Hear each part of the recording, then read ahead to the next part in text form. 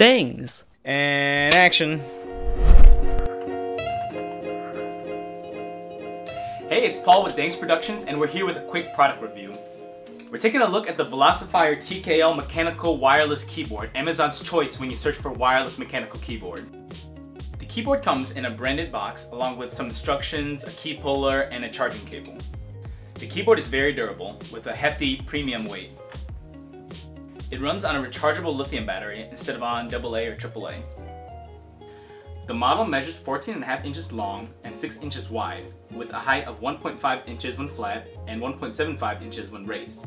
The keys feel consistent across the board and don't require much force, but there's not much of a tactile bump or feedback.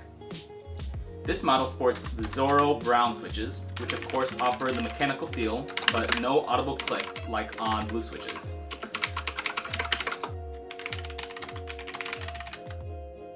Velocifire, of course, is a budget gaming company, and they deliver this keyboard at $40 with respectable reviews. As mentioned before, the keyboard is TKL, which is 10 keyless, but Velocifire does offer a mechanical blue switch wireless numpad for another USB slot, so not a bad fit.